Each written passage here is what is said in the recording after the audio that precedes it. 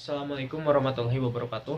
Perkenalkan, nama saya Dika Oktaviana, nomor induk mahasiswa 2004544, kelas 3B PGSD Penjas. Di sini saya akan menjelaskan prinsip-prinsip perubahan sepanjang hidup dalam konsep perkembangan dan pertumbuhan. Prinsip-prinsip perubahan sepanjang hidup pada manusia, yaitu manusia adalah makhluk yang selalu mengalami perubahan dari waktu ke waktu, mulai dari dalam kandungan lahir ke bumi menjadi dewasa dan tua. Kemudian terjadi dalam perubahan aspek-aspek fisik, motorik, pikiran pada manusia, emosional, dan sosial. Pola-pola perubahan mula-mula bersifat meningkat dan bisa menurun. Peningkatan terjadi dalam proses pertumbuhan, perkembangan, dan kematangan pada manusia. Dan penurunan terjadi dalam proses penuaan pada manusia. Periodisasi perkembangan, pertumbuhan, dan perkembangan tidak terputus-putus meloncat-loncat. Misalnya 1 jam turun, 1 jam tumbuh. Sehari tidak pertumbuhan dan perkembangan terus berkelanjutan sehingga sulit melihat batas-batas kapan tepatnya setiap aspek perkembangan terjadi. Perkembangan yang pada umumnya terjadi pada kebanyakan orang dalam periode usia tertentu dicatat sebagai kecenderungan sifat perkembangan pada periode ini usia tertentu, yaitu seperti pertumbuhan atau growth. Pertumbuhan, proses peningkatan yang ada pada diri seseorang yang bersifat kuantitatif atau peningkatan dalam hal ukuran dan perkembangan. Peningkatan karena kesempurnaan, bukan karena penambahan bagian yang baru. Pada perkembangan, motorik cenderung digunakan kaitannya dengan peningkatan ukuran atau perkembangan. Contohnya fisik, pertumbuhan, bertambahnya tinggi, terus bertambahnya lebar atau bertambahnya ketebalan dada, bertambahnya berat badan. 2.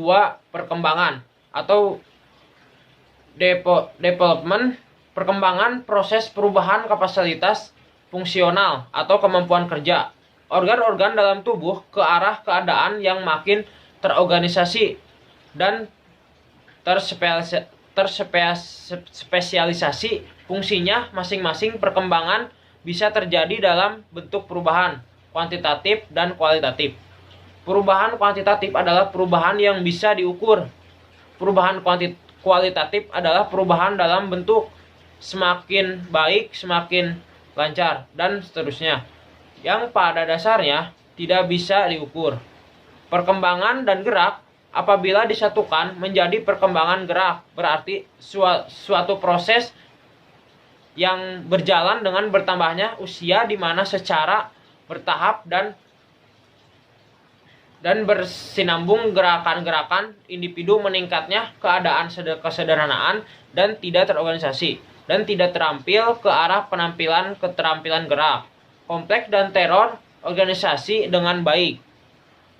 Proses menua atau menjadi tua dalam kehidupan normal, contohnya perkembangan. Bayi belum bisa jalan, berjalan terlatih 2 atau 3 langkah, lancar sampai beberapa langkah. Anak kecil mula-mula baru bisa pegang bola, memantulkan bola 1-2 kali ke lantai, menggunakan 2 atau 1 tangan berulang kali. Yaitu contohnya lagi kematangan. Kematangan adalah kemajuan yang bersifat kualitatif. Dalam perkembangan berkaitan dengan kemajuan seluler, organ, dan sistem tubuh. Kematangan merupakan kemajuan dan bersifat menggambarkan perubahan yang berkembang dalam suatu urutan yang sejalan dengan bertambahnya usia manusia. Dan bersifat intrinsik, artinya ada di dalam diri individu atau semata-mata timbul dalam diri sendiri, bukan timbul karena faktor dari luar. Contoh, bayi mendekati 1 tahun, berdiri matang untuk berdiri. Anak kecil berjalan.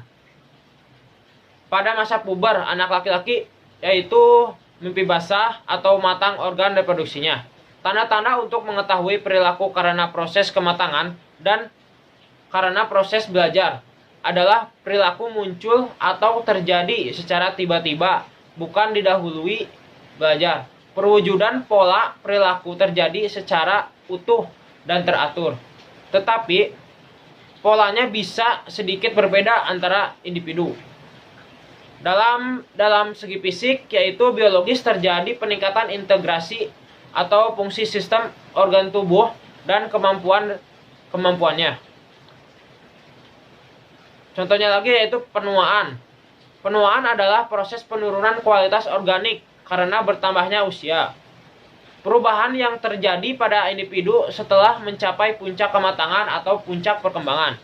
Penuaan merupakan gejala penurunan kualitas sel-sel dan organ tubuh, mengakibatkan merosotnya kemampuan fisik, gerak tubuh, dan otot-otot yang kaku. Yaitu contohnya tidak fleksibel, tubuh menurun, dan integrasi fungsi organ-organ tubuh menurun. Sekian penjelasan dari saya. Maaf apabila ada salah. Wabillahi taufiq wal hidayah. Wassalamualaikum warahmatullahi wabarakatuh.